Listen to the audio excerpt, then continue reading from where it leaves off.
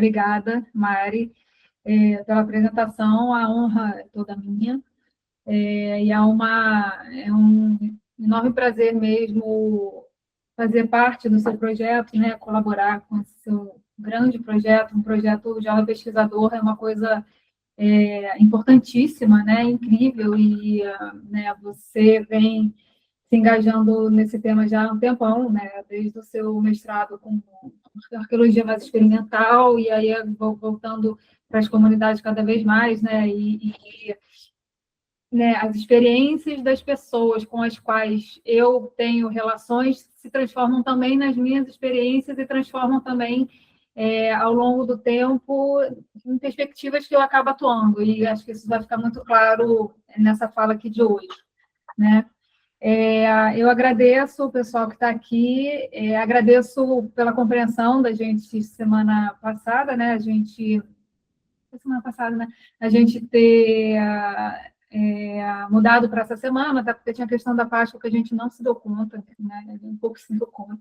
A gente chegou no feriado, então acho que ficou menos corrido, melhor para todo mundo, imagino eu. Então, eu agradeço a todas e a todos. Bom, deixa eu compartilhar, vou compartilhar aqui minha tela para compartilhar a apresentação.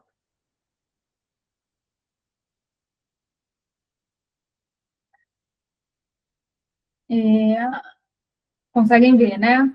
Sim, está perfeito. E conseguem me ouvir bem também, né? Sim. Bom,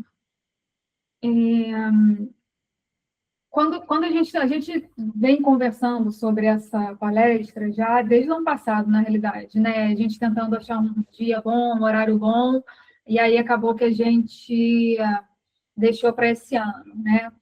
E, recentemente, eu participei de alguns eventos, congressos, seminários, falando efetivamente sobre o que eu vou falar hoje, só que a cada vez que eu falo, eu transformo um pouco mais, eu aprendo um pouco mais, eu estou, né, um pouco além da minha experiência anterior, porque cada dia que passa a gente vai pegando a nossa experiência, né?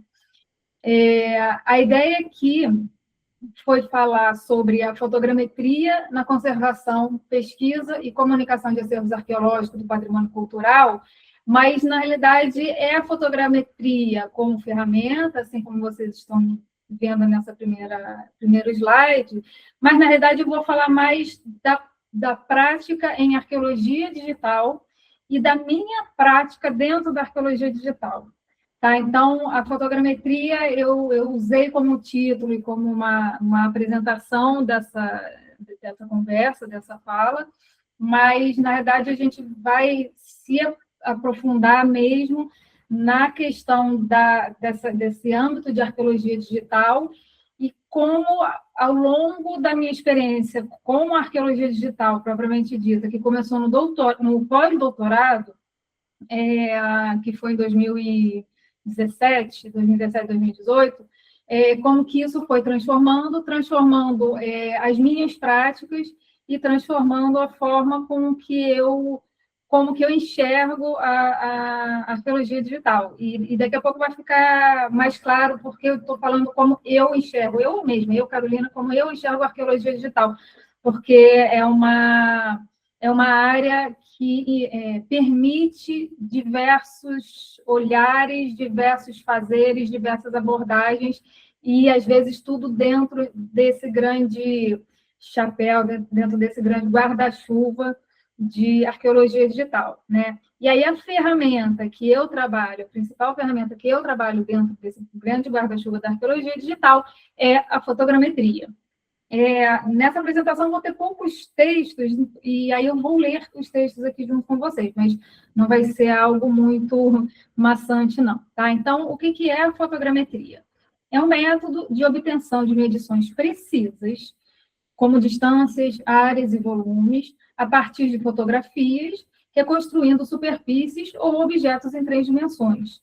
Desenvolvida desde o fim do século XIX, usa princípios geométricos para processar imagens sobrepostas de câmeras, drones ou satélites, gerando mapas topográficos, modelos digitais ou ortofotos. Softwares como a Agisoft Metashape, que é o que eu uso, por isso que eu coloquei aqui, aplicam algoritmos como o SFM, Structure from Motion, para calcular as posições de câmera e a geometria de cena.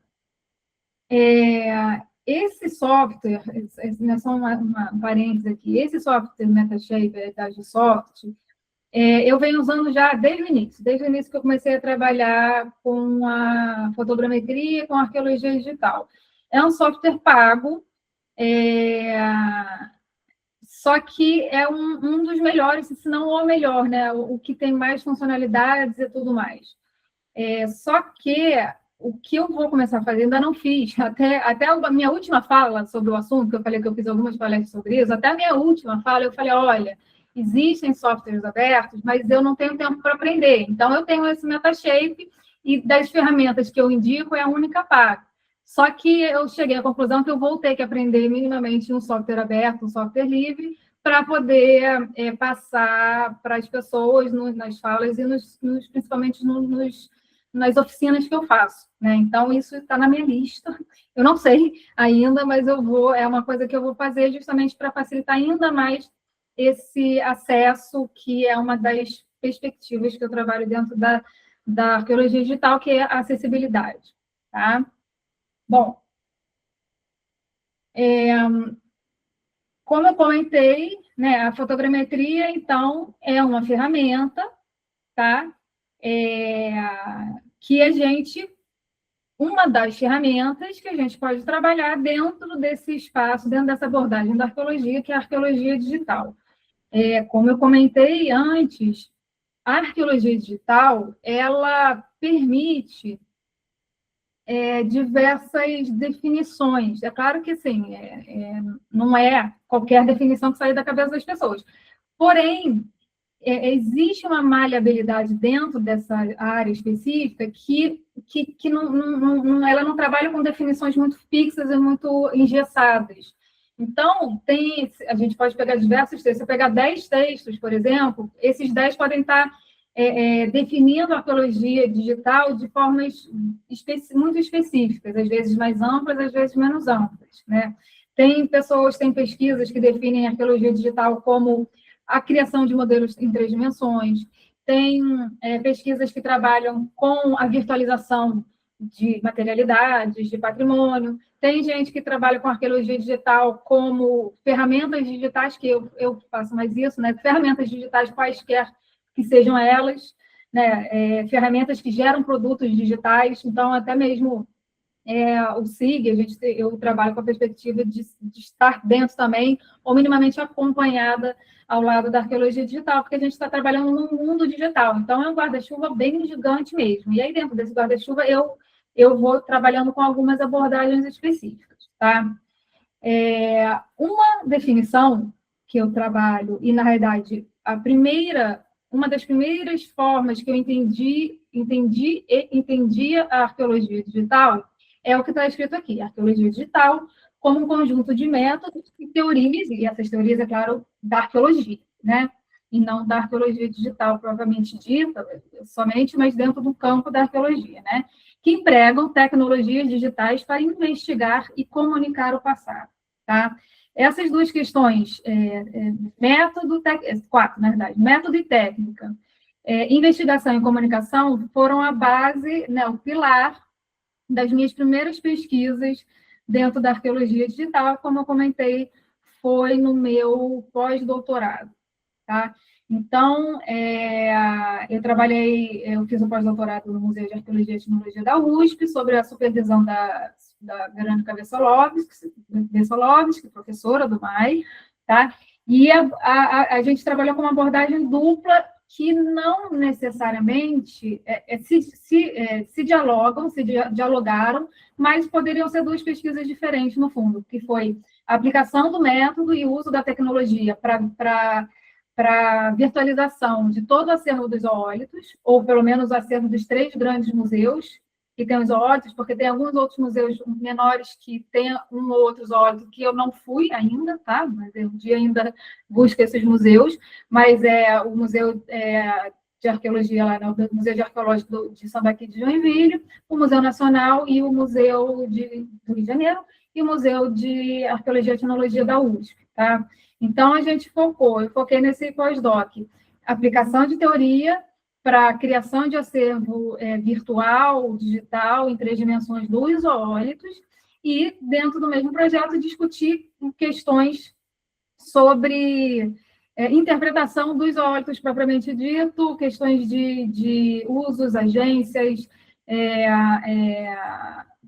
escolhas de representações e tudo mais. Então, no fundo, foi uma pesquisa em conjunto, mas poderiam até ter sido 2 grandes pesquisas, né? Pesquisas bastante amplas, né?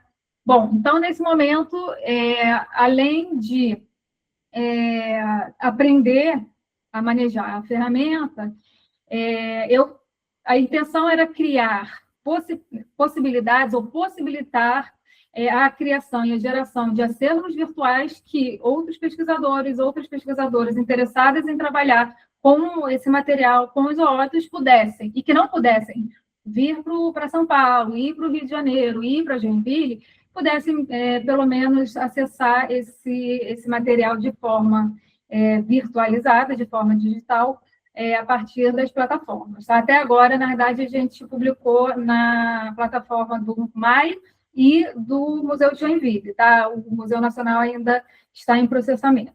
Tá? Então, nesse momento, voltando, eu foquei bastante no método, na aplicação do método, no meu próprio treinamento, né? E no uso desse material pronto como um uso de análises científicas. Então, a partir de um modelo digital, a gente tem como eliminar algumas camadas e fazer umas visualizações específicas das áreas internas, por exemplo, das cúpulas dos zoólitos, por exemplo, como a gente vê aqui, vocês estão vendo meu mouse, né? Como a gente vê aqui, um pouco da profundidade, algumas medidas mais minuciosas, que no objeto em si a gente não teria esse tipo de acesso. Na verdade, existe sempre uma colaboração entre os 2 tipos de experiências, né? A experiência da materialidade própria e a experiência desse espaço virtual, digital, que não deixa de ser real, né? É um espaço real, porém virtualizado e digitalizado, tá? Então, talvez, nesse momento, a técnica e o domínio sobre a técnica foi a minha principal preocupação. E aí eu comecei também a buscar, a desenvolver métodos próprios para o registro e o levantamento fotogramétrico de materiais de extrema dificuldade, como, por exemplo, essas 2 pontas de projeto, esses 2 artefatos, que foram gentilmente emprestados, enfim, fui fazer lá esse material pelo Renato Kipnis, da Ciência, tá? Consultoria científica.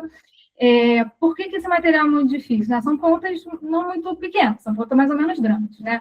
Mas o que acontece no processo fotogramétrico, diferentemente de um escaneamento?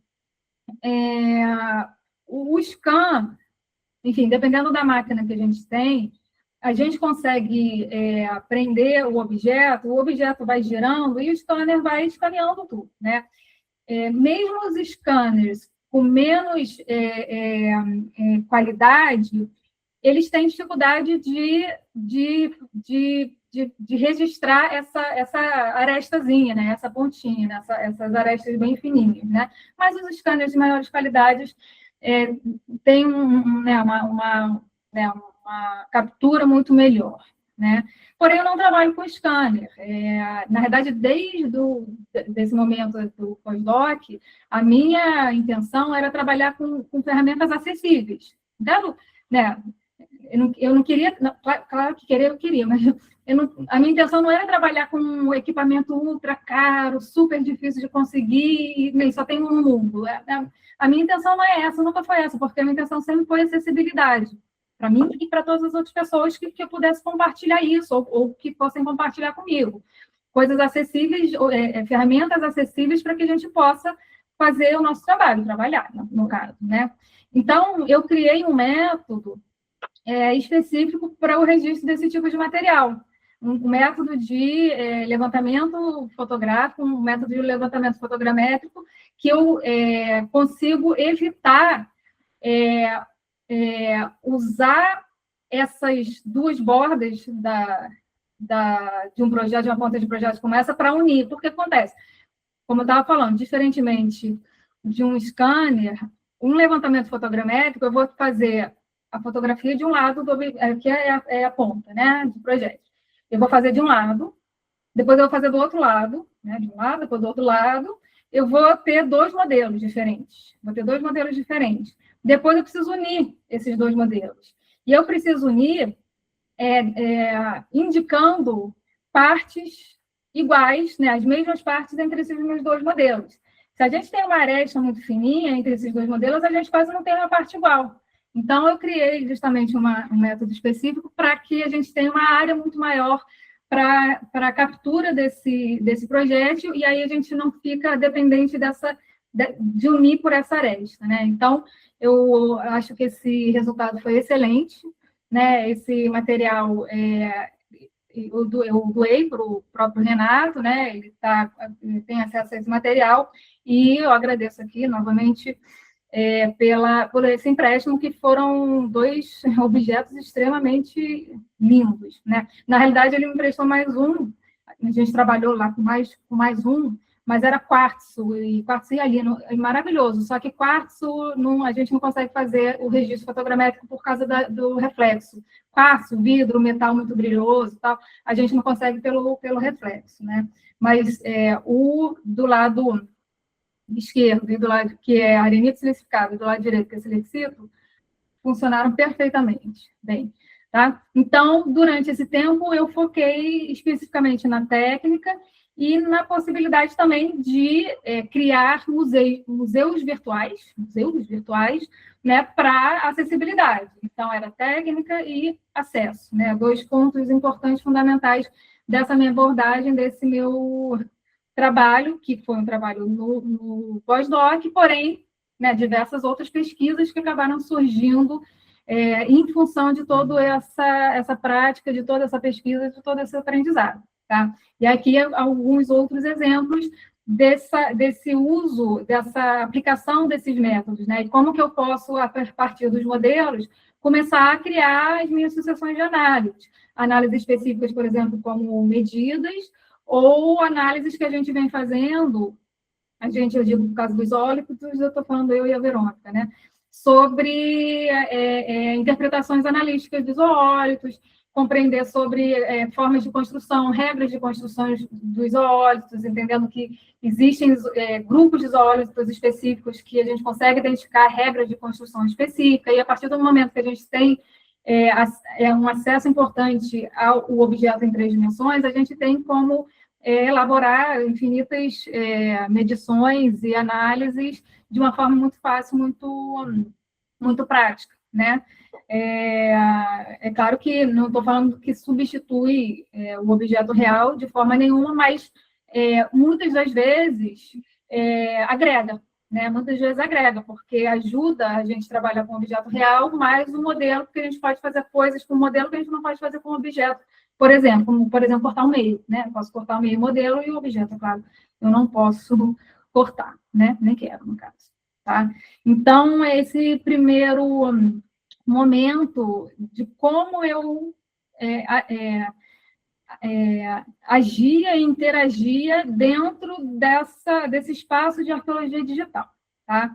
E aí, como eu comentei no início, né, as experiências das pessoas com as quais eu tenho amizade, eu colaboro, eu trabalho, elas acabam influenciando muito no meu crescimento, né? Eu sempre aprendo com as pessoas a todo instante, tá?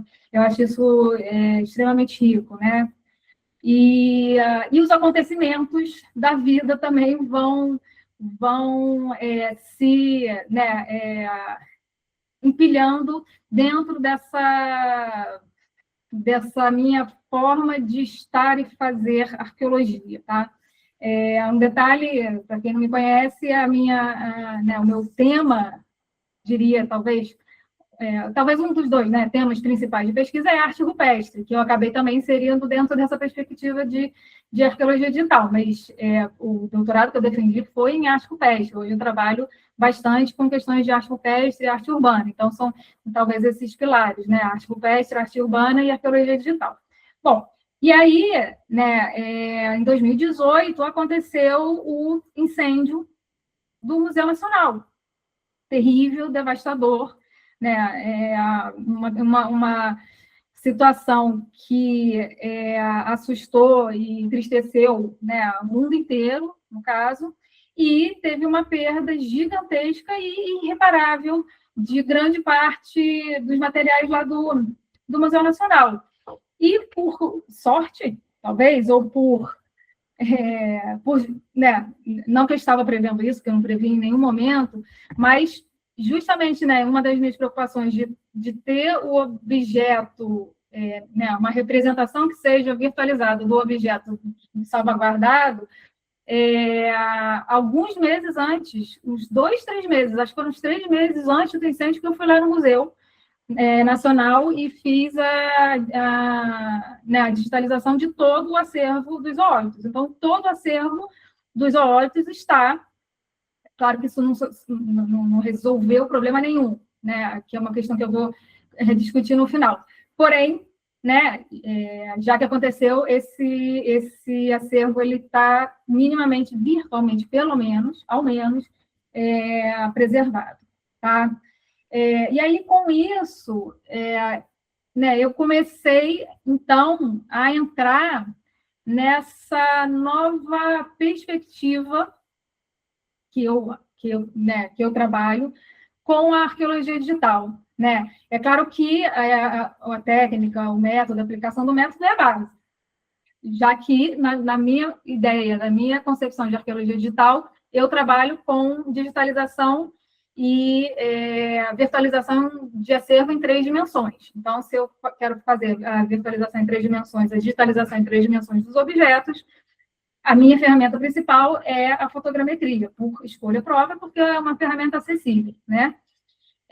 Porém, a partir disso, eu já estava entregando, eu estava finalizando, eu estava no último ano do pós-doc.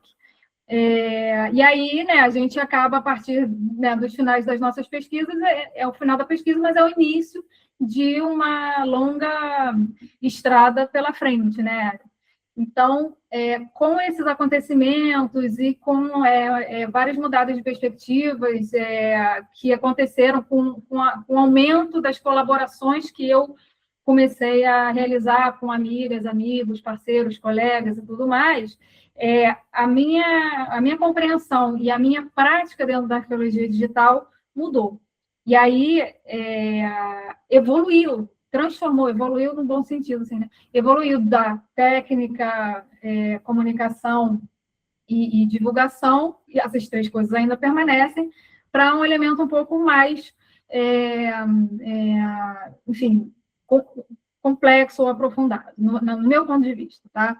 A arqueologia digital, como que eu entendo agora, né? Como um campo interdisciplinar que transita entre prática e reflexão, que utiliza tecnologias digitais para documentação precisa, preservação, comunicação e disseminação acessível do patrimônio arqueológico e cultural, ao mesmo tempo em que opera como lente analítica para interrogar sobre a materialidade através da abordagem crítica na discussão sobre como esses dados afetam diferentemente pessoas, culturas e espaços culturais, promovendo práticas colaborativas e éticas que constroem espaços justos e inclusivos. E soma-se a isso também preocupações com a preservação e o restauro digital, é claro, né? A preservação das peças, é claro, mas efetivamente preservação digital e o restauro digital das peças, tá? Então, deixa eu voltar, aquela imagem anterior, eu tirei no museu, tá? No Museu Nacional, foi a primeira exposição que eles fizeram depois da primeira parte das campanhas do resgate lá do incêndio do museu, né? Então, essa foi uma exposição que, é claro, quando a gente pensa nas rochas, nas pedras, são materiais que se preservam, né? Então, dentre vários outros que foram embora, como plumário, por exemplo, as rochas se preservaram e muitas delas se preservaram muito bem. Só que depois eu vi, tem uns artigos publicados e tal, que eu vi que, assim, grande parte do acervo de zoólito ficou bem danificado, mas bem danificado mesmo. Assim, eu achei que não teria sido tão grave enfim, né, essa agência térmica sobre esse material, mas foi bem, bem grave, tá? Então, aqui tem 2 exemplos de zoólitos. O primeiro manteve a sua forma, né, mas ficou carbonizado, e o segundo, ele ficou um pouquinho mais claro, né, a coloração modificou, e saiu, estourou esse pedacinho do córtex, vamos dizer assim, enfim, uma parte alisada, né, mas saiu, estourou essa partezinha do corpo aqui do zoólico. Na verdade, isso aqui é um peixe, vocês já vão ver, isso aqui é um peixe sobre uma cúpula, tá? Isso aqui é uma ave, tá? E aí, né, isso né, criou mais ênfase, me mostrou uma importante ênfase, uma importante força nessa questão, não apenas da divulgação, daqui a pouco eu mexo assim, o zoológico que eu fui virar e ele balançou, mas da importância da preservação e da conservação e do restauro de material arqueológico, tá? E como por um golpe de sorte, talvez, eu acho que um timing bom, né? Mais um golpe de sorte, talvez eu estava lá com esse projeto. Né? Este projeto aconteceu alguns meses antes do incêndio, né? Então, a gente tem aquela ave que estava carbonizada. Aqui mexeu a letra, não sei o que eu fiz, o que eu arrumei. E aquela outra que eu falei que é um peixe, tá? Então, é um peixe, é como se tivesse um peixe em cima de uma cúpula, assim, né? Então, é um peixe, tá? Sobre essa cúpula bastante profunda. E aí estava, né, era do outro lado, né? Na foto lá que eu tirei do museu, tinha uma estilha, assim, de lascamento térmico no objeto, tá? Então, né, eu acho que, né, bem ou mal, né, a virtualização, a digitalização de acervo, principalmente a criação de modelos em 3 dimensões, é um certo alívio, não resolve efetivamente os problemas 100%, mas mitiga e é um certo alívio, né? E aí a questão de conservação e preservação, quando a gente fala uma conservação e preservação quase que documental, né?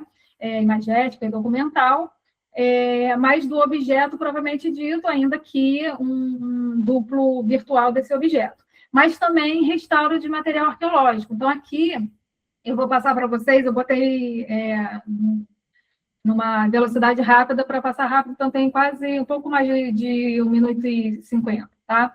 Então, é a reconstrução que eu fiz de um virote de rocha, né? Um virote de lítico, que, na verdade, eu fiz isso para demonstrar, né? Eu não fiz isso para trabalho nenhum, eu fiz isso para publicar numa filmagem que eu participei e para poder demonstrar aqui para vocês como que a gente pode reconstruir, por exemplo, um objeto que foi perdido. Existe isso, né? Objetos são perdidos não apenas em incêndio, mas às vezes com questões que acontecem raramente, mas acontecem em espaços de guarda, né? Então, isso aqui eu peguei uma imagem até mais ou menos ruim, de propósito, para mostrar o alcance dessa outra ferramenta, que no caso é uma ferramenta de acesso livre, ela é livre porque todo mundo pode colaborar para desenvolver os softwares e tudo mais, e é livre, é aberto para gratuito, né? Então, qualquer um pode baixar gratuitamente, e a cada ano tem importante, várias vezes por ano tem importantes atualizações, então é uma ferramenta excelente. Então, essa ferramenta, a gente tem algumas formas diferentes de se fazer uma reconstrução, por exemplo, de um objeto como esse. Essa é uma delas, tá? Existem outras possibilidades, tá? Então, isso, na verdade, é mais uso com a prática. Então, o que eu fiz? Eu peguei essa imagem como referência e, a partir dessa referência, eu estou modelando. Eu peguei uma forma geométrica primitiva, que eles chamam lá de primitiva, e, a partir dela, eu estou modelando o virote. É claro que é importante chamar a atenção aqui que eu fiz de uma forma meio rápida, né? Mas se eu fosse efetivamente, se fosse um objeto que eu estava fazendo para uma reconstrução de um material perdido, que seja que foi destruído, quebrado por algum motivo, é claro, eu teria pegado toda a referência das medidas, eu teria feito um negócio bem mais cuidadoso e cauteloso, visto que tipo de rocha é, pego uma referência de textura da mesma rocha, tá? Aqui eu só estou mostrando de maneira mais solta, qual é o alcance de uma ferramenta como essa, tá? Que cabe dentro dessa proposta de restauro virtual. E, além disso, o restauro virtual é interessante porque a gente não restaura, a gente não usa só para fazer o restauro apenas de maneira virtual, mas a gente pode utilizar para fazer estudos de um objeto que vai ser efetivamente restaurado. A materialidade de um edifício, por exemplo, de uma ruína, de alguma coisa. Antes, a gente pode fazer um restauro de maneira virtual, fazer alguns testes de hipótese, e aí depois a hipótese que mais foi, enfim, interessante, as pessoas profissionais vão nesses espaços e fazem os restauros propriamente dito, e evita que, não, errei, não era assim, era de outra forma. Então, a gente já fez os testes antes de maneira virtual e depois aplicou no objeto propriamente dito, tá? E aí, como eu falei, a importância de trabalhar dentro de uma ciência, para mim, é uma importância de trabalhar dentro de um espaço de ciência, dentro de uma parte específica da ciência, de uma parte específica da arqueologia, e abrir os leques e fazer colaborações com diversas outras pessoas, né? Então, quando eu estava só trabalhando com arqueologia, com arte rupestre, eu estava meio que dentro desse espaço que discute arte rupestre, mais específico e direcionado para as questões de arte rupestre. Quando eu comecei a trabalhar com arqueologia digital, eu comecei a trabalhar com um monte de gente, inclusive, né, a colaboração com a Mari vem justamente disso, de um conhecimento, né, que eu treinei e estudei sobre, e que pude colaborar com a Mariane, com o Chico, para a gente, enfim, construir e elaborar e criar coisas que estariam além da minha própria perspectiva de pesquisa. Né? Eu trabalho com materialidades, com contextos, com temas, que não estão, às vezes, nem perto daquilo que eu efetivamente trabalho, mas eu consigo colaborar, até porque, né, são trocas de conhecimento e trocas de ideias, de saberes. Né? Então, né, desde quando eu comecei o pós-doc, eu comecei a colaborar com diversos amigos, grandes amigas, colegas, às vezes nem grandes amigos, mas colegas, em diversos lugares, né? No Rio Grande do Sul, a primeira imagem lá em Creta, em Malha, né? No sítio de Malha, em Creta, na ilha de Creta, com empresas de arqueologia, com amigas e colegas arqueólogas. Essa aqui é uma página minha, de um projeto que me encomendaram, né? Me encomendaram fazer a reconstrução das formas de vasilhames cerâmicos e a divulgação dos modelos 3D, e a página do Museu Arqueológico Sambaqui de Joinville, que foi a grande primeira página que está todo o acervo lá disponível para entrar, é gratuito, para quem quer visualizar é gratuito, né? Para quem quer fazer uma página, tem opções gratuitas e pagas, tá? Bom, e aí, justamente com esse espaço colaborativo, né? Esse espaço que eu comecei a trabalhar com diversos colegas, diversos amigos dentro das suas próprias pesquisas, das pesquisas delas, que foram me trazendo cada vez mais uma nova consciência e uma nova forma, e uma nova prática que eu achava interessante de atuar dentro da arqueologia digital.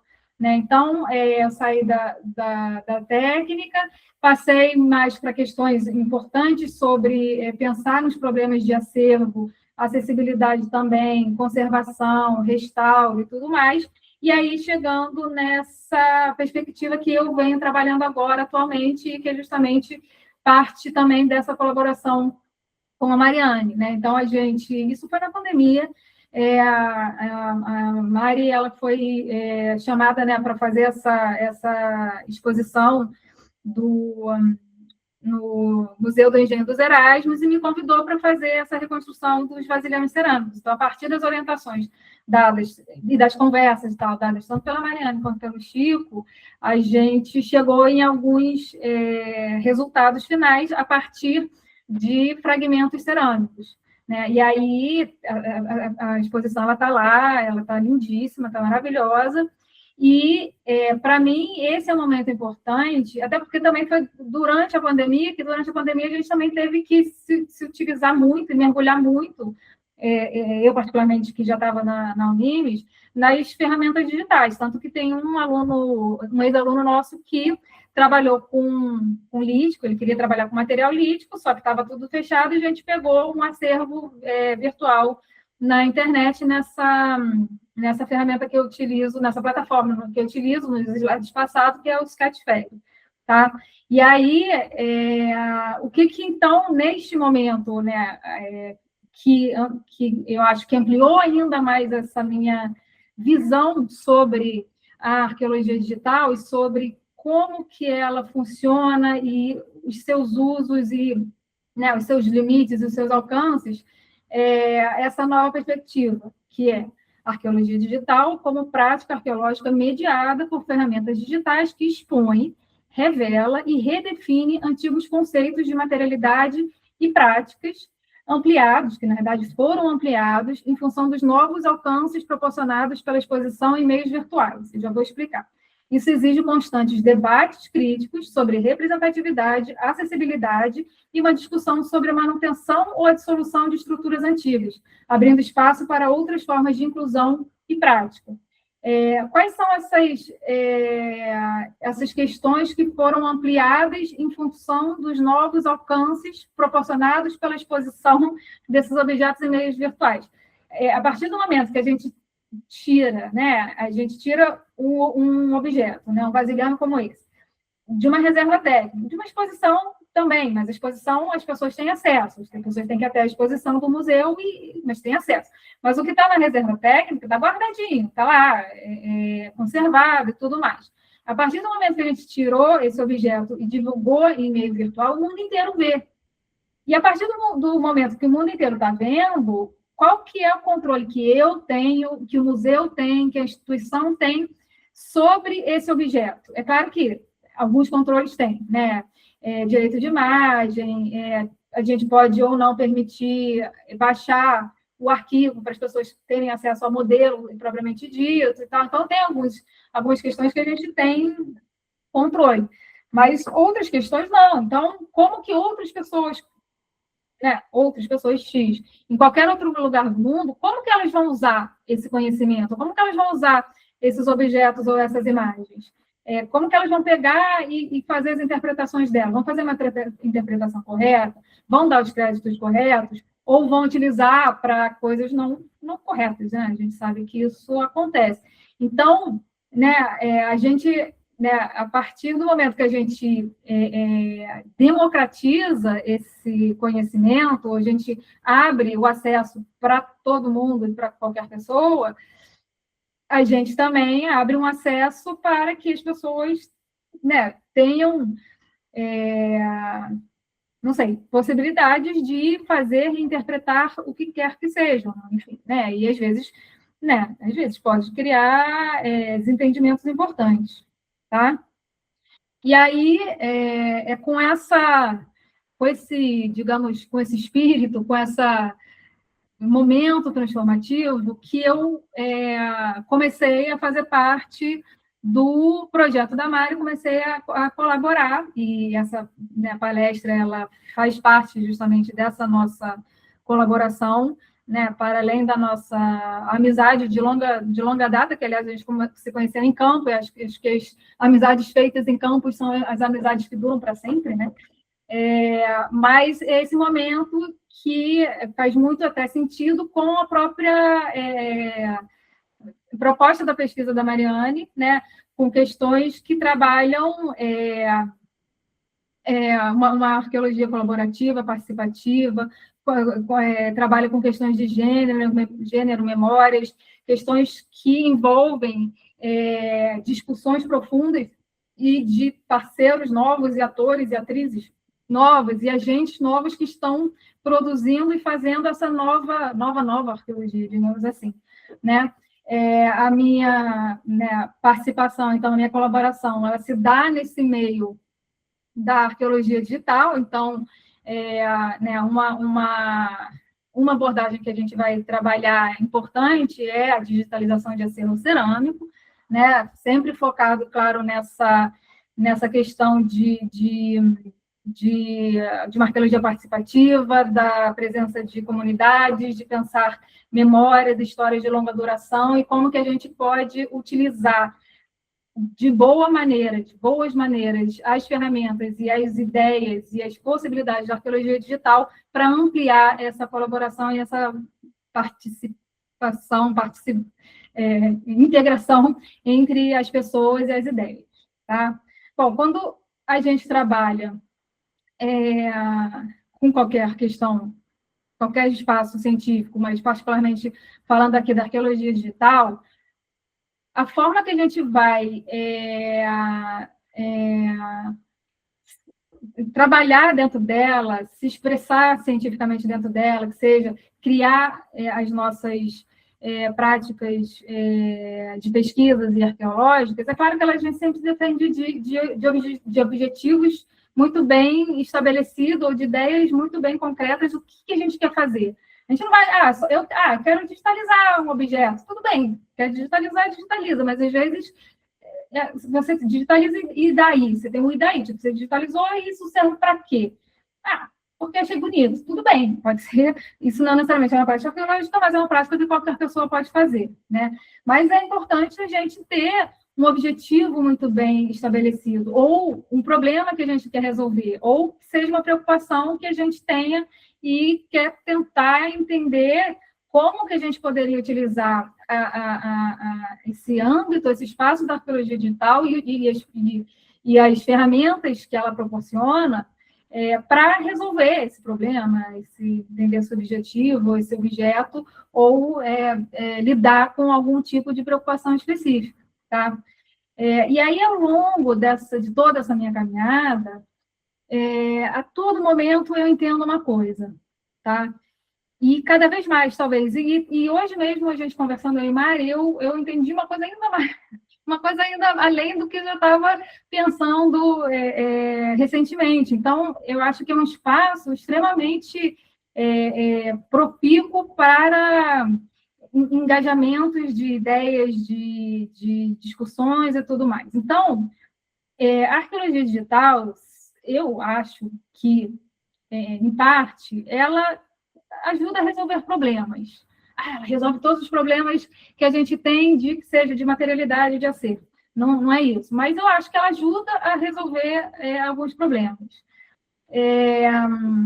Só que ela também cria. A partir do momento que a gente pega faz um trabalho, acha que está resolvendo um problema, a gente percebe, e foi o que eu percebi recentemente, que eu tenho percebido, é que cada problema, entre aspas, ou talvez não, que eu acho que eu resolvi, eu descubro mais 2 novos, ou 3, ou 4. Assim. Então, cada problema que eu resolvi, eu vi que tem outros problemas que foram criados. Tá? Então, eu vejo muito nesse meu caminhar pela arqueologia digital, eu entendi que muito mais do que ser uma simples aplicação de método, uma simples ferramenta, é um espaço, uma área da arqueologia que ela causa desconforto, porque, nossa, eu resolvi problema, digitalizei. Mas não, porque a partir desse problema a gente encontra diversos outros. Então, uma questão que a gente está começando a trabalhar agora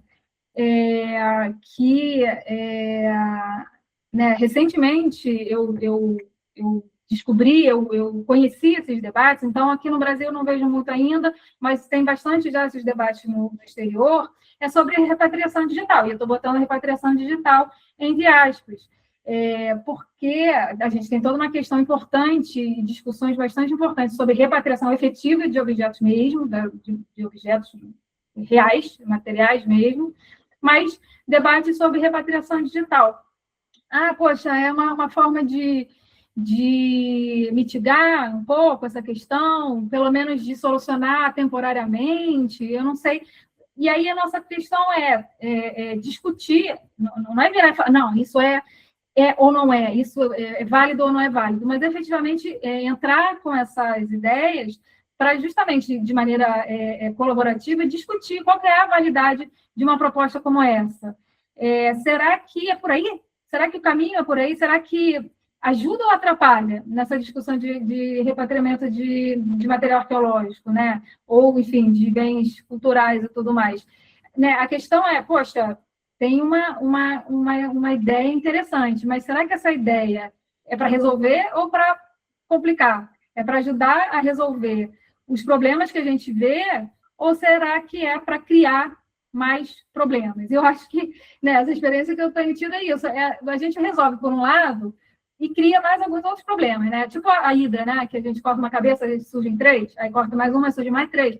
Então, é meio que isso. Mas aqui que é para mim, né, o bonito desse, né, âmbito de arqueologia digital. Ela causa desconforto, porque ela fala, não, é lindo, é maravilhoso, olha só como os objetos são e tudo mais.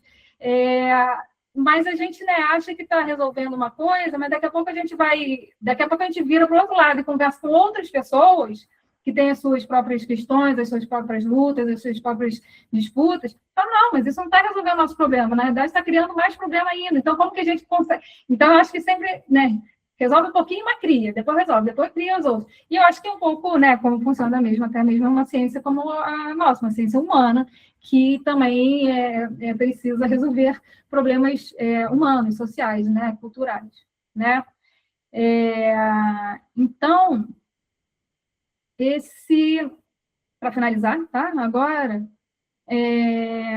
esse foi a minha, assim, foi uma linha do tempo, na verdade, a minha linha do tempo, a minha progressão, isso não é necessariamente a progressão efetiva da arqueologia digital, mas foi a minha experiência e como que, né, a minha forma de perceber, de entender, de atuar, foi se transformando e foi modificando. E não abandonar o velho para atuar só com o novo, até porque nessa última quadrinho que eu escrevi, eu falei de manter ou dissolver estruturas antigas, porque às vezes as estruturas antigas são ruins mesmo, não funcionam mais, e estão datadas e tudo mais, mas às vezes não, tem coisa boa também, claro. Então, manter o que é bom e repensar o que não está funcionando, né? Então, na verdade, essa trajetória, né, uma linha cronológica, não evolutiva necessariamente, mas cronológica da minha percepção e da minha atuação dentro da arqueologia digital, ela caminhou dessa forma, de um momento mais técnico, que é necessário, porque, né, se a gente quer ter o domínio depois para levantar outros assuntos e outras discussões, a gente tem que saber a prática, o método, a aplicação do método, a prática, tem que ser alguma coisa que não tem problema nenhum. Vou lá, faço rapidinho, encerro, e vou embora, porque a questão vem depois, não é o fazer o objeto em 3D, esse é o primeiro passo, mas com ele feito, e agora? E agora? O que a gente faz com essa novo elemento, essa nova, entre aspas, materialidade virtual, que agora a gente tem um mundo inteiro para divulgar, a gente tem um conhecimento inteiro para divulgar para muito mais gente. É isso que eu tinha para falar para vocês. Obrigada. Se você puder não descompartilhar, Carol. Tá. Tá bom. Primeiro, quero agradecer imensamente a palestra da Carol, que foi maravilhosa. O trabalho dela é muito importante, como vocês viram. A gente tem aqui os alunos de mestrado, de graduação da Unifesp, tem também a Dina Luzzi, que é ceramista lá do Alto Vale do Ribeira, que ela entrou no final, e eu até peço se você puder colocar a imagem dos Erasmus, só para... Então, assim, eu tenho várias questões, várias coisas para perguntar, mas acho que vai ter uma conversa bacana aqui. Os alunos estão trabalhando também com cerâmica, a gente tem ido para o Vale do Ribeira, a gente foi algumas vezes, visitou alguns lugares né, alguns ateliês, não sei se esse é um bom nome, de cerâmica, que está fazendo essa reconstrução desde o século XVI, e como a Carol colocou, a gente já vem trabalhando junto há muito tempo, nessas reconstruções digitais, e aí eu queria mostrar para a Diná, como ela entrou agora no final, só para ela entender um pouquinho o trabalho da Carol.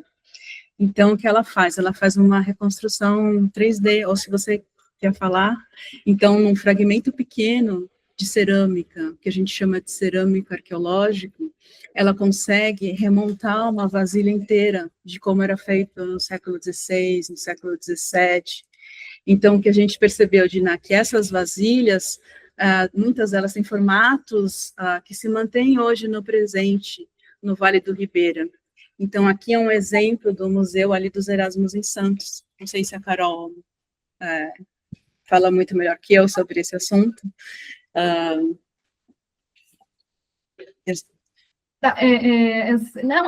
Na verdade, é uma exposição que tem lá no Engenho dos Erasmus, que fica entre Santos e São Vicente. Eu esqueci de comentar duas coisas, né? Primeiro, então, essas imagens da exposição são desse catálogo da exposição, tá? Que é um catálogo da exposição das ruínas inteiras, então tem essa exposição em cima, mas fala das ruínas inteiras. E um agradecimento aqui ao nosso amigo, colega André Miller, que gentilmente me enviou esse catálogo para que eu pudesse compartilhar aqui com vocês. Eu vou perguntar para ele se eu posso compartilhar o catálogo com vocês, eu acho que não tem problema. Se puder, eu compartilho com a Mari e aí depois ela passa para todo mundo. E só uma curiosidade aqui, a gente fez essas reconstruções, como eu falei, eu tinha comentado, foi durante a pandemia. Então, eu recebi da Mari, né, do Chico, os fragmentos, né, as informações, as fotografias sobre o fragmento. A gente não fez sobre o modelo 3D de fragmento, a gente fez sobre a fotografia dos fragmentos, porque não podia lá fazer a fotogrametria, e com os estudos de reconstrução da Mari e do Chico, a partir das bordas de fragmento cerâmico. E aí a gente ficava num vai e vem, né? Eles falavam, me davam, aí eu fazia. Essa base é um pouquinho menos arredondada, um pouquinho mais bojuda, um pouquinho mais X. Quando a gente tem uma abertura, né, uma boca com uma abertura mais ampla, então o bojo tem que ser não sei o quê. Então, essa troca de especialistas sobre como que são efetivamente esses vasilhames, e eu que tinha o domínio da técnica para a gente chegar nessa criação que virou essa parte dessa exposição. Sim, e foi curioso que 2 semanas atrás, os Tupi-Guarani ali de Peruíbe visitaram a exposição e eles me mandaram fotos na hora. Olha, a gente está aqui olhando as vasilhas. E eles nunca tinham visto essas vasilhas, porque o Museu de Peruíbe está fechado. Então, a primeira vez que eles viram essa reconstrução e os fragmentos foi ali nos Erasmus. Legal. E aí, só fazer um outro comentário para a Diná. A Carol, ela é parceira do projeto e ela provavelmente vai continuar como pós-doc do projeto, e a ideia também é a gente fazer um museu virtual com as cerâmicas ali do Vale do Ribeira, para a gente fotografar tudo e poder as pessoas terem acesso a essa cerâmica virtualmente, né? Então, essa é uma das ideias. E aí, obrigado. Só alguns outros comentários, assim, eu lembrei também durante a sua fala, do museu ali na Síria, que tinha sido bombardeado, e a partir e eles começaram a pedir fotografias para as pessoas, quem visitou o museu e tem a foto de uma peça, ou tem uma foto da arquitetura, e a partir dessas fotos, eles foram reconstruindo o museu, que foi totalmente destruído, a partir da memória das pessoas, dos visitantes, e do registro fotográfico, eles criaram um museu, né, virtual. Eu não visitei, mas tem várias, só para comentar, né, a importância dessa digitalização e dessa reconstrução 3D. Aí, não sei, quero abrir para perguntas, comentários, tem os alunos trabalhando com banco de dados de cerâmica, mas tem alunos também que estão começando o mestrado agora, que talvez tenham perguntas para Tá. Você quer comentar? Sim. Antes, deixa eu só comentar sobre essa iniciativa, né? Na verdade, eu acho que eles já não trabalham mais com essa iniciativa. Foi uma das primeiras propostas e abordagens com a fotogrametria, com a arqueologia digital, mas efetivamente com a fotogrametria. E por que eu mostrei essa foto, né? Esse slide, não é só porque tem o escrito, né? Na verdade, tem esse gifzinho que eu fiz. Porque o que acontece? A gente cria um modelo a partir de uma sucessão de fotografias de um mesmo objeto. E essas fotografias, elas precisam ter um encadeamento. Entre uma e outra, precisa ter um encadeamento do mesmo objeto, porque aí o programa ele vai fazer uma triangulação entre as nuvens de pontos que são pixel, né? A gente cria imagens em pixel, né? Aí a gente tem os quadradinhos dos pixels. Aí ele transforma esses quadradinhos em nuvens de pontos. E aí, a partir do prosseguimento com o processamento, ele faz triangulação entre essas nuvens de pontos, onde tem pontos que se encontram, são os mesmos pontos exatamente, faz essa triangulação, e com essa triangulação ele cria uma malha, o programa, né, o software. E aí, com essa malha, ele cria justamente essa reconstrução precisa. Tem isso, da precisão. A gente coloca escala, os objetos são todos escalados, não é um objeto, né, aqui, esse objeto aqui, eu boto a escala para vocês. Se eu tivesse tirado a escala, eu não tinha noção do tamanho desses olhos, né? E nessa outra imagem do lado, com esse azul, esses azuis, né, com esses escritinhos, cada um desses são os quadradinhos que estão superpondo. São as fotografias que eu tirei. Cada uma desses espaços aqui dos quadradinhos é uma foto que eu estava tirando aqui. Eu estava rodando essa pranchinha e tirava uma foto. Rodava e tirava, rodava e tirava, rodava e tirava. De vários ângulos, por isso que tem esses anéis assim, intercalados. Porque aí você consegue... quando as fotos têm esse encadeamento com a mesma imagem entre elas, é claro, mudando os ângulos, mas parte dessa imagem ela está entre as fotos, você consegue pedir para gerar um modelo 3D. E por que funcionou esse projeto da Síria? Porque as pessoas tiravam fotos dos meus objetos de ângulos diferentes. Então, assim, nem precisa necessariamente uma única pessoa fazer toda essa abordagem fotogramétrica. Você pode ter diversas pessoas, cada um tirou de um ângulo diferente, e você pega, junta tudo, e o programa vai fazer a mesma coisa. Vai encadear e vai transformar essas fotos, essas informações em pixel, em vetor, em números, e aí, em número, cria um modelo numérico, no caso, um modelo computacional e volumétrico, enfim, com as medidas precisas. Wendel?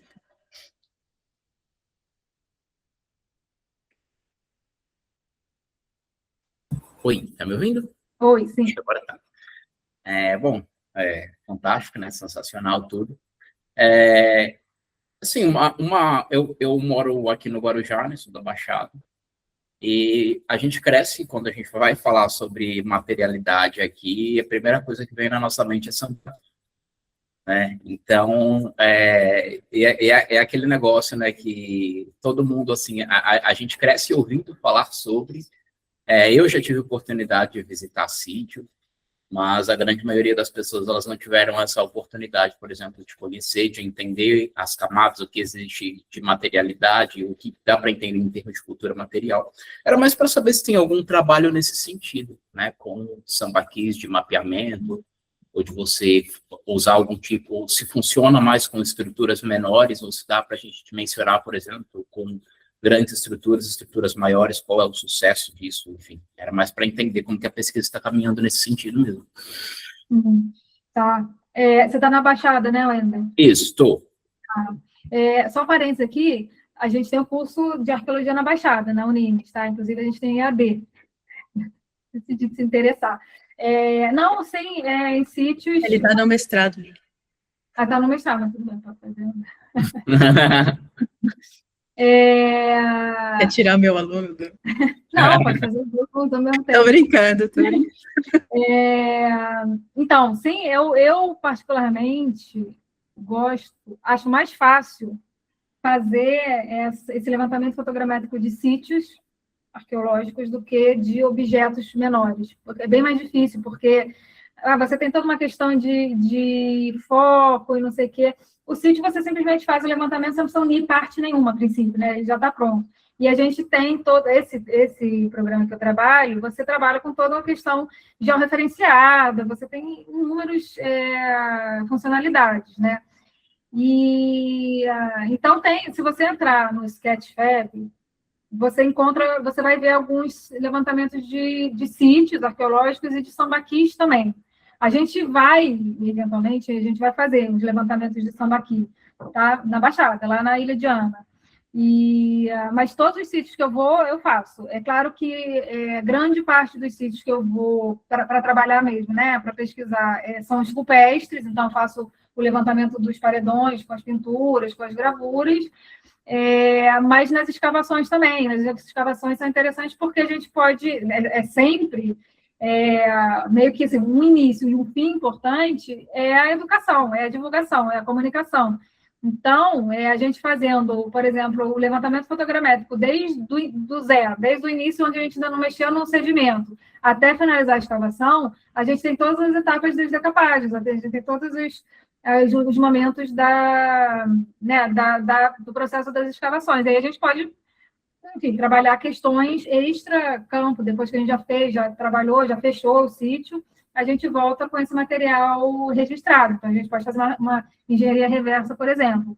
E sim, sambaqui, sim, pode se registrar em termos de pensar um mapeamento regional, e aí fazer a amostragem por volumetria. Isso eu não sei efetivamente, eu ainda não fiz, mas eu sei que existem formas, inclusive nesse próprio software, de trabalhar um pouco com questão de volumetria e tudo mais dos sítios dos sambaquis, tá? Dos montes, né? Fantástico, obrigado. E até a Carol, ela fez a reconstrução digital, não sei se dá para falar assim, das ruínas do Abarebebê, lá em Peruíbe. Você mostrou, acho que uma imagem, estava pequena, mas ela fez, a partir dos desenhos, não sei se você quer falar um pouco isso, acho que a Silvia conhece ali, a Bruna, não sei se a Bruna tá online, mas ela fez toda a reconstrução, que é algo que pode ser feito no Guarujá ali também, na Eremida.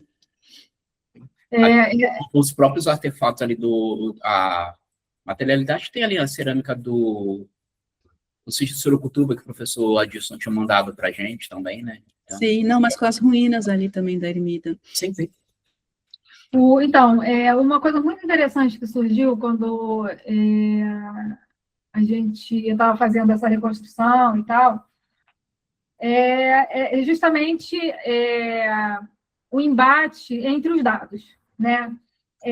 Inclusive agora, neste momento, não neste momento agora, né? Mas nessa semana eu estou fazendo um curso online que é justamente da equipe que eu aprendi essas coisas todas de fotogrametria. Eu fiz cursos remotos, EAD, online, de uma universidade lá da Espanha. Agora é uma plataforma específica, ele está fora da universidade, mas, enfim, é uma área institucional, tá?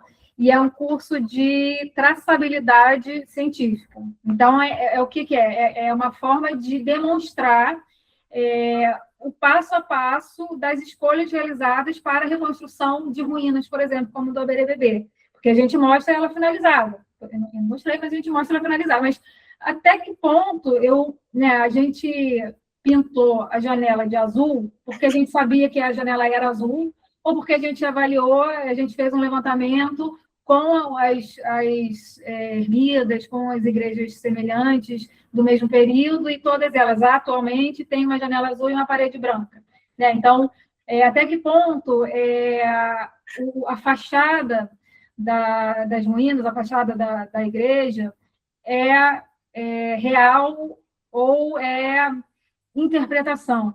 Então, uma das questões, um dos debates interessantes que surgiram foi que tinha um trabalho interessante, muito legal de arquitetura, feita sobre a igreja, tá?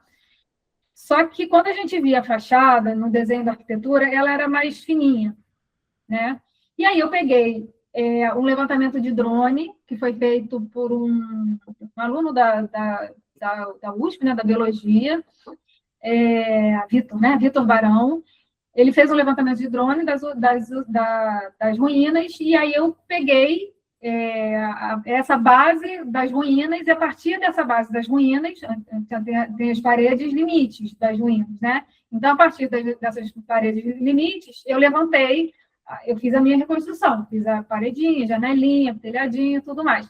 E na minha reconstrução, ela ficou, eu não lembro se ela ficou mais larga ou mais estreita. Eu acho que ela ficou mais larga. Eu não me lembro agora, porque foi um tempo atrás que a gente fez isso, mas ela ficou um pouco diferente desse estudo arquitetônico. E aí levantou-se essa discussão, poxa, mas está diferente do arquitetônico, não, eu acho que está certo o seu? Né? Na verdade, me indagaram se o meu estava certo. E eu achei ótima essa indagação, por quê? Porque eu falei, eu usei a materialidade, eu usei a ruína, eu não medi nada, eu não peguei a partir de medidas e hipóteses de abordagens de escavações. Estavam lá, as paredes que eu fiz nos limites, elas estavam lá, a partir desse limite eu levantei. E aí, a gente sabe que esse meu está mais próximo desse real do passado do que essa outra que tinha umas dimensões menos fiéis, mas que, como já estava no imaginário e era uma pesquisa mais antiga e muito conhecida, eu falei assim, não, mas você está errado, porque é outra pesquisa. Mas o meu foi feito a partir da ruína, a partir da materialidade, eu peguei e levantei a parede. Eu não coloquei um pouquinho para o lado, nem um pouquinho para o outro. Eu botei exatamente onde finalizava as paredes e levantei. E aí é uma questão de discutir documentos também, né? E aí qual é a fiabilidade desse documento? Que aí entra esse curso que eu estou fazendo agora. Porque aí, no final das contas, a gente demonstra de uma maneira visual o grau de certeza que a gente tem na reconstrução de um espaço como uma ruína, por exemplo. Né, fazendo uma escala de cores e tal, isso aqui a gente olha, vê que isso aqui é 100% garantido, certeza que era assim. Esse já é 90%, esse 40%, esse 30%, esse nem quiser, a gente resolveu pegar uma hipótese, a gente avaliou a lógica construtiva da época e sugeriu essa hipótese reconstrutiva, mas como uma hipótese claramente demonstrada como uma hipótese, né, para a gente também não criar negócio e falar, era assim, porque isso, né, não sei se era ou não, né? Vai. André, né? André? Vai lá, André, você está sem som, caso você esteja falando.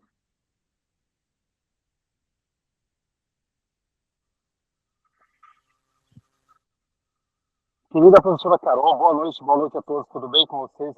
Oi, tudo bom? Minha ausência, eu estou aqui no Rio Grande do Sul, vim ver a professora, vim conhecer as missões jesuíticas. Estou maravilhado com tanta arqueologia que tem aqui no sul do Brasil, a arqueologia bem diferenciada de muitas que eu já tive o prazer também de conhecer. André, fala um pouquinho mais perto do microfone, por favor. Só gostaria de acrescentar uma coisa que eu acho importante, professora, e a todos. Como eu sou muito fã também de videogame, eu lembro que a Ubisoft, em um momento triste da nossa história, mas sou grato por eles terem conseguido ajudar. Se vocês devem lembrar daquela situação triste que teve lá na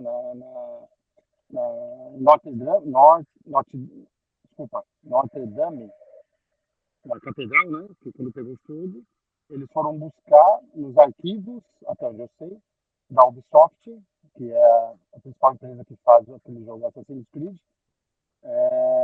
arquivos para poder reconstruir, restaurar a catedral. Então, isso realmente, eu acho que acredito que veio acrescentar a nossa conversa, porque se não fosse tudo que eles fizeram, digitalizaram, né? E não teria sido possível fazer isso daí. Então, acho que é bem importante. Tenho certeza que é muito importante esse trabalho da digitalização, a fotogrametria, etc. Fico muito grato, professora, por tudo isso. Sim. André, ficou um pouquinho difícil, mas eu acho que eu entendi de maneira geral. Você estava falando da Ubisoft, do game que teve o registro da Notre Dame e tudo mais. Isso, sim, eu acho que eu acho que é uma questão muito importante da gente trabalhar essa. Tipo, a ideia não é substituir uma coisa pela outra, né? Não é substituir o antigo pelo novo. né? É avaliar constantemente, é claro, se as ferramentas, os pensamentos, as teorias, as discussões continuam efetivamente válidas, pensar nelas sempre de maneiras críticas, mas incorporando uma a outra.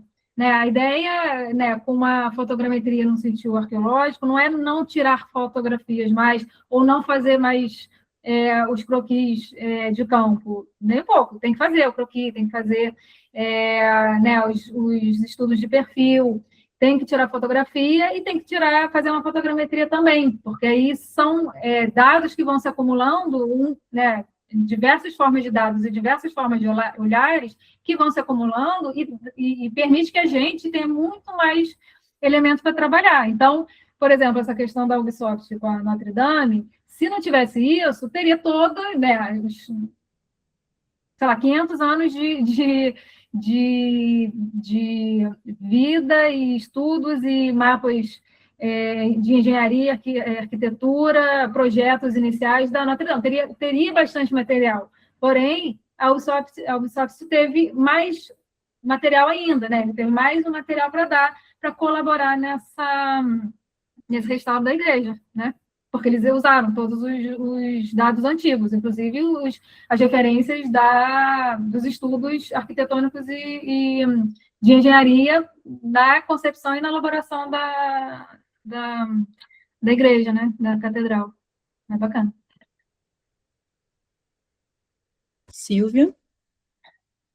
Oi, parabéns pelo seu trabalho, parabéns pela Impel ter trazido a Carolina. É uma viagem assim, muito, muito gratificante conhecer essa tecnologia.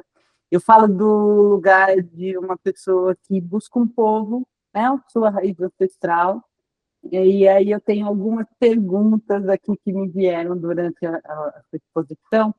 A primeira o meu povo é o de Tibiriçá, daqui de São Paulo, né, os tupiniquins, e a gente sabe que o cajado de Tibiriçá estava no Museu Nacional, e que a gente não, como povo, a gente não tem notícia se ele foi queimado ou não. Mas qual é a questão? A maioria dos sítios arqueológicos e das peças, elas fazem parte de uma simbologia sagrada para a gente. Então, elas trazem dimensões espirituais e simbólicas para o nosso povo e para outros povos que são muito importantes. Recentemente, eu vi uma matéria de um local sagrado para um povo, eu não vou lembrar o nome agora, que foi colocado dentro de uma fazenda e o povo não foi mais permitido de utilizar. E aí eles construíram a partir de modelos, né? Virtualmente eles construíram com impressora 3D a caverna novamente e levaram para a aldeia. Eu não sei se vocês conhecem essa história, e eles receberam como se fosse um lugar sagrado que eles pudessem revisitar. Então, a minha pergunta é, se você tem essa foto do cajado de Tibiriçá, e se essas peças que são construídas em fotogrametria, elas podem ser reconstruídas com impressoras 3D. Isso é importantíssimo. A segunda pergunta é, isso vai mudar a dimensão dos sítios arqueológicos? Porque a gente tem muita queixa entre os povos, né, e eu converso com diversos, que depois que o arqueólogo vai lá e destrói e leva as peças embora, eles perdem a sacralidade daquele território, e essas peças não são devolvidas, né? Elas ficam em museus. É o caso do repatriamento, né? Então, hoje a gente sabe que a gente tem a tecnologia, como se chama? Que reprojeta, né, o objeto em 3D, holográfica, né? Então, assim, qual a possibilidade de estando em campo, o arqueólogo, ao invés de subtrair a peça para estudo, ele simplesmente documentar ela e mandar para essa produção de fotogrametria para que o estudo seja feito, não retirando a peça do local, mas a partir desses estudos, né? Então, tudo isso traz para a gente uma dimensão de será que daqui a um tempo nós vamos conseguir manter os nossos territórios sagrados, mesmo sendo eles estudados pela arqueologia, pela antropologia? Então, é isso que eu gostaria de saber se essa tecnologia de arqueologia digital consegue nos devolver. Não, ótimo. E essa segunda é justamente essa questão de resolver problemas e ver que tem problemas ainda muito maiores. Né? A gente vai tirando, é igual escavar, né? A gente vai tirando as camadas e vai vendo, nossa, olha, eu pensei que eu ia resolver, mas tem uma coisa ainda muito mais profunda aqui, muito mais arraizada, muito mais ancestral. E aí vai criando, vai vendo que, na realidade, as questões são muito mais profundas e, por esse motivo mesmo, a importância de se produzir uma ciência em colaboração. Né? A gente está na arqueologia, mas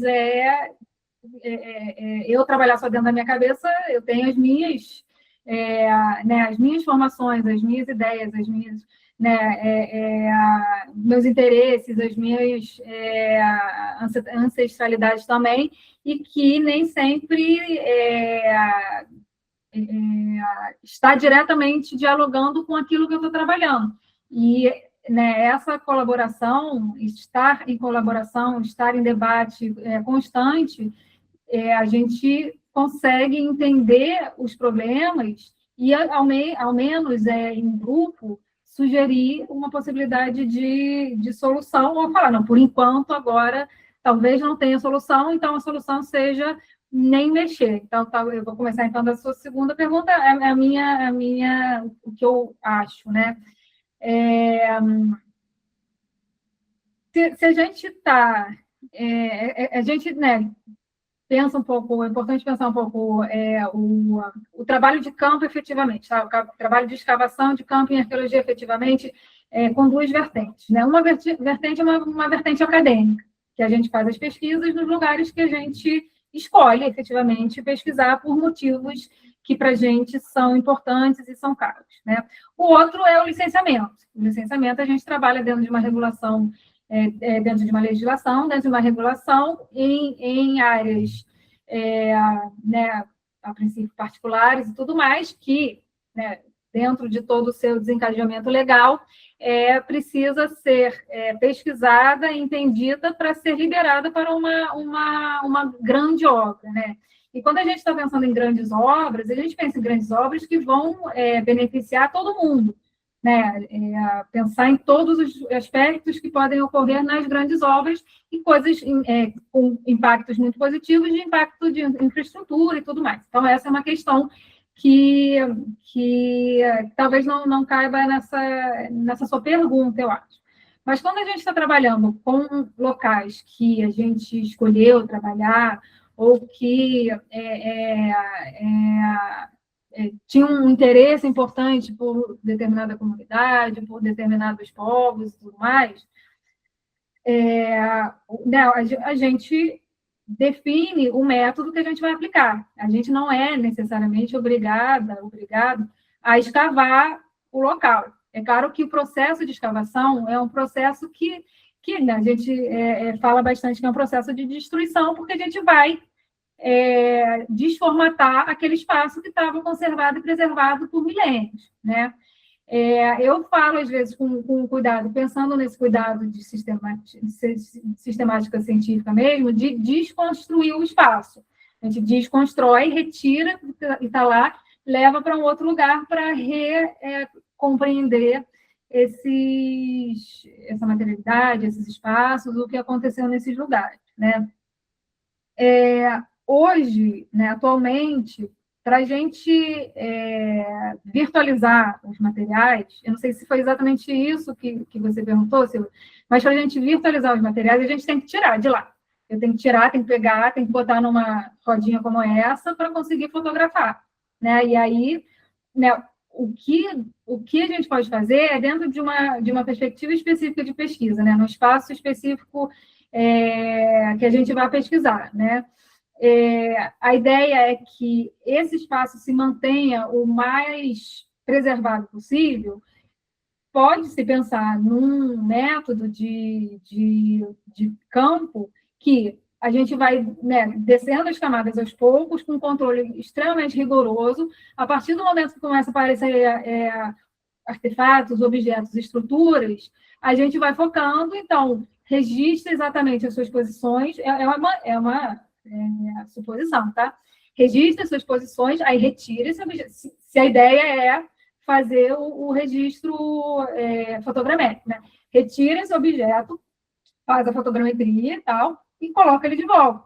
Por que não? Eu não acho impossível, né? Dentro de uma pesquisa que a gente definiu, que a gente organizou, que a gente criou um método, eu não acho particularmente impossível, não. Mas para fazer o registro em 3D, mesmo com scanner, tem que tirar. O objeto tem que sair de lá, não precisa ir até um museu, pode ir para uma área próxima da escavação, para uma área de guarda que está ali do lado da área que está sendo escavada. Mas vai lá, tira, fotografa e tal, né, testa o modelo, vê se o modelo deu certo, se não precisa fazer mais nada, e devolve. Né? Não sei, né? Seria questão de criar. Então, espaços, de certa forma, é claro que a partir do momento que a gente começa a escavar, a gente já vai alterar aqueles espaços. Né? Mas eu acho que, de certa forma, pensando num método mais controlado, extremamente controlado, eu diria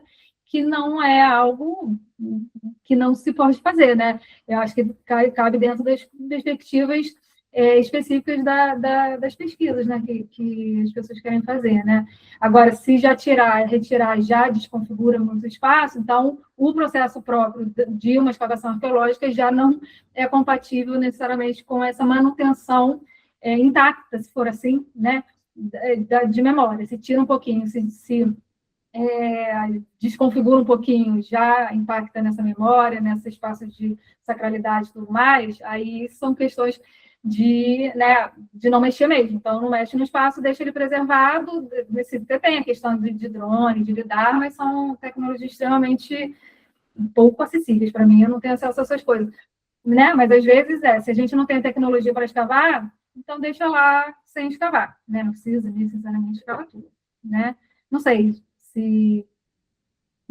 Eu respondeu, né? Então, assim, pode ter realmente uma evolução desse trabalho, mas eu acho que, como a Mariane trouxe lá do caso do Steve Tillman, lá do Picot, há interesse da comunidade em compreender aquilo que está ali.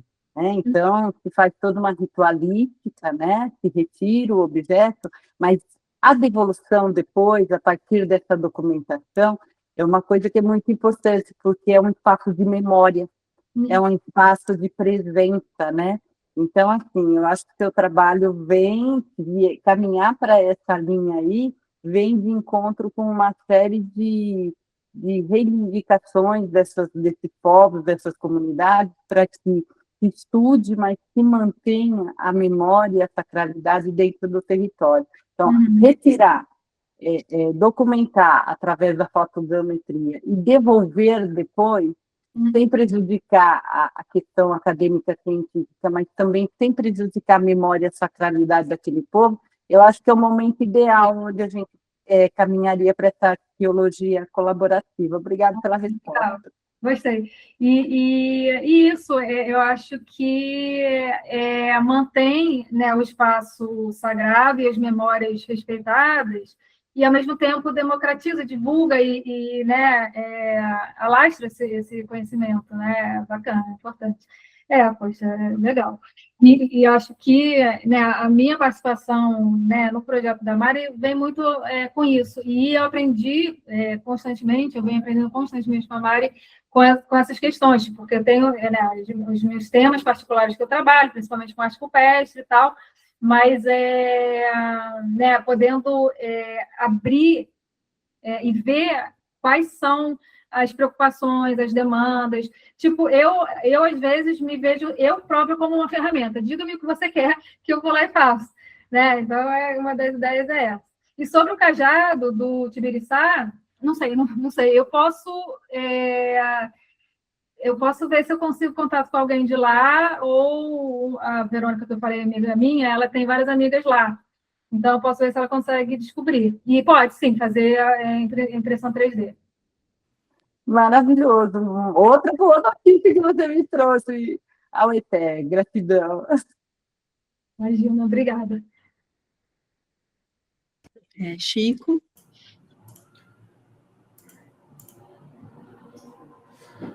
Oi, eu sei que a hora está adiantada, mas só queria fazer um comentário de um outro aspecto da importância do trabalho da Carolina, tá? Que é o seguinte, é sobre o trabalho que ela fez nos Erasmus como um exemplo do que se pode fazer para um acervo que, vamos dizer assim, é importante no projeto aqui que a gente trabalha, mas também é importante para a sociedade, que é, por exemplo, a cerâmica colonial, que ela não era, vamos dizer assim, geralmente não era enterrada como as cerâmicas tupiniquim, por exemplo, e elas sempre são encontradas fragmentadas.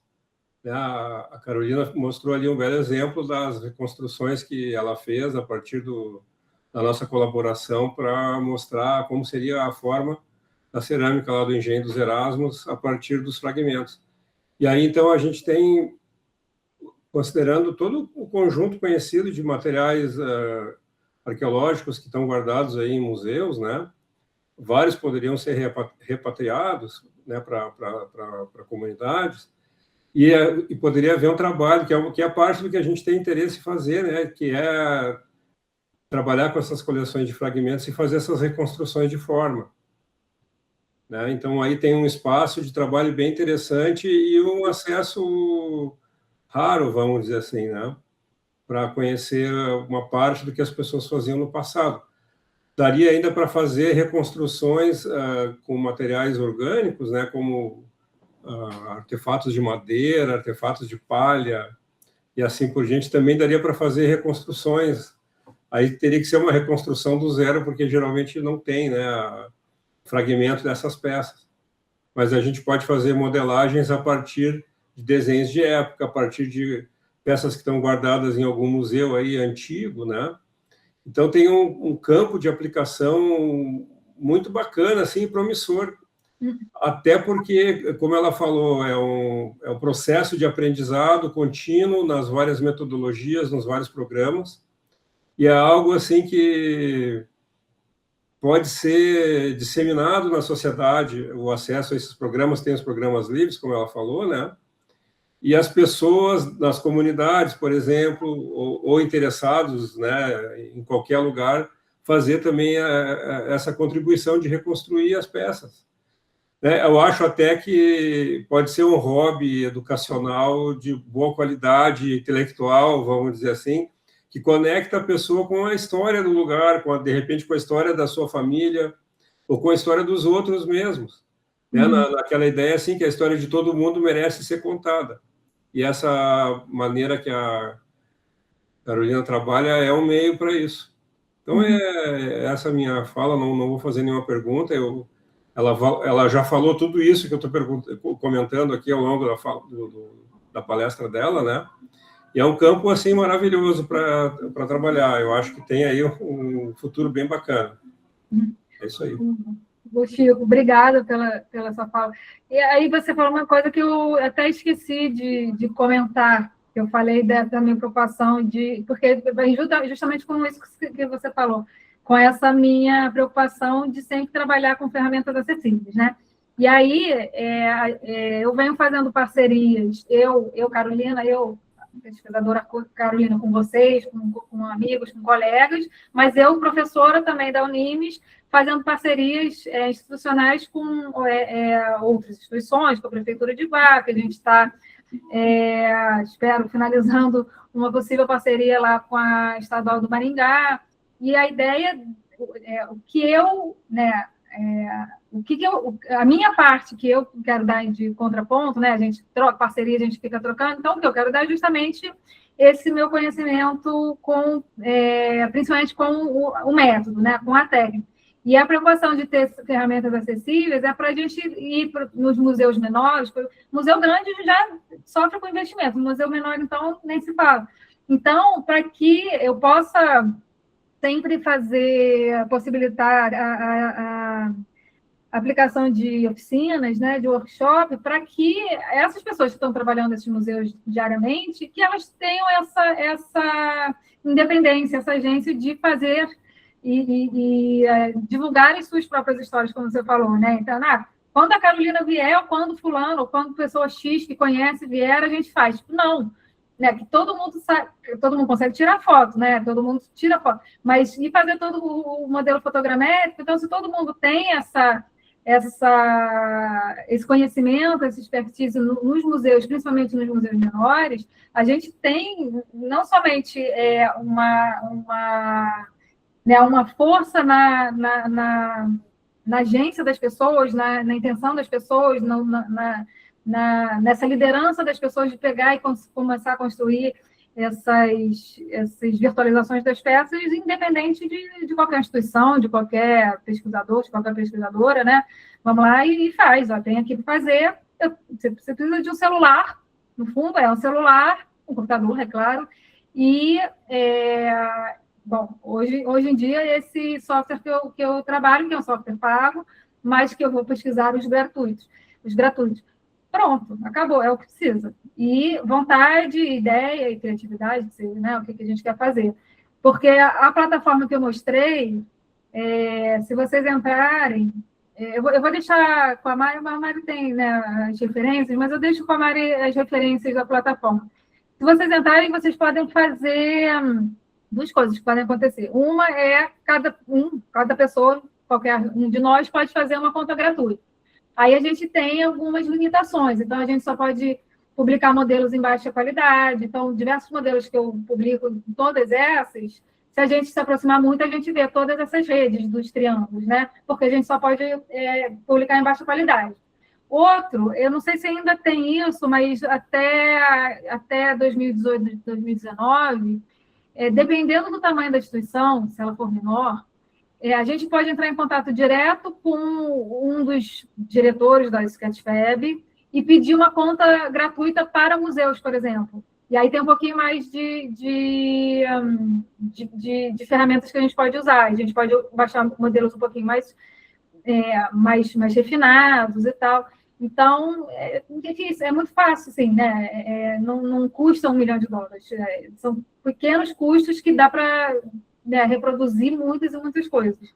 Então, isso é bem bacana, essa acessibilidade. E uma coisa importante também de se preocupar não adianta a gente fazer um modelo em 3 dimensões super pesado, perfeito, a gente pode se aproximar e ver os poros da cerâmica, mas ela é tão pesada que a gente não consegue entrar num computador qualquer, num lugar que a internet não pega bem, num celular que só tem 3G, não sei o quê. Então, que acessibilidade efetivamente é essa? Se poucas pessoas só conseguem acessar, se tiver no centro de São Paulo, numa instituição X com a internet 6G, né? Então, essa acessibilidade vem também na forma como a gente divulga esses objetos, né? Que precisam ser leves para a gente abrir em qualquer lugar, né? No meio da mata, se a gente quiser, ou né, na cidade mais distante, ou, enfim, né? Senão, que acessibilidade efetiva é essa, né?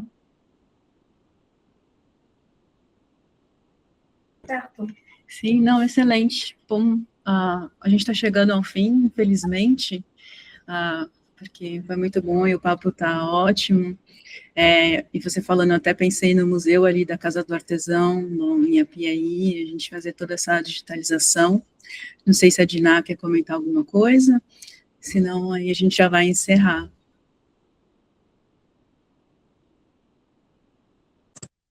Boa noite a todos. Primeiramente, gratidão pelo convite, Mariana, de estar aqui. Imagina, peço desculpas por mandar o link atrasado.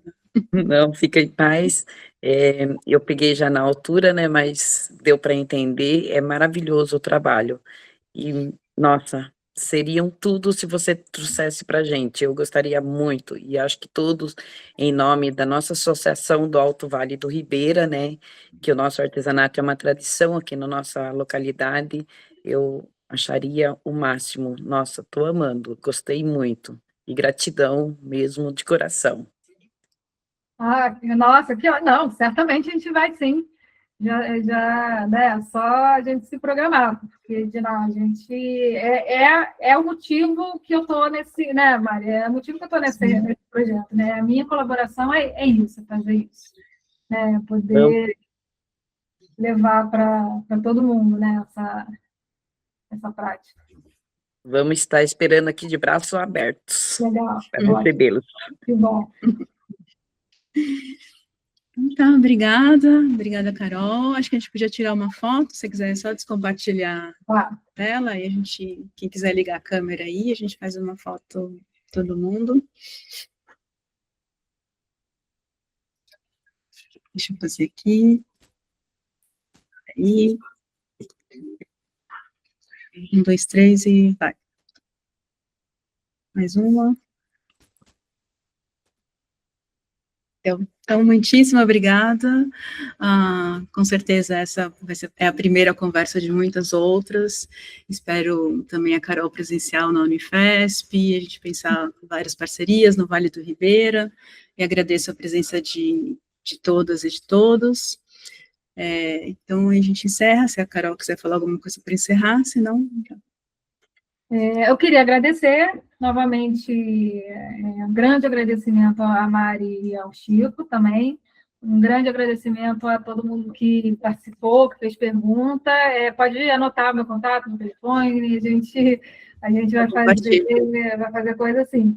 E né, um agradecimento também para os meus 2 alunos aqui, o Marco e o André, estão sempre presentes, bacana, que bom que vocês vieram. E a todos os presentes que eu não conheço, mas um dia conhecerei, quem sabe, né? Sim. Então tá, obrigada, gente, boa noite. Boa noite. Tchau, tchau. Tchau.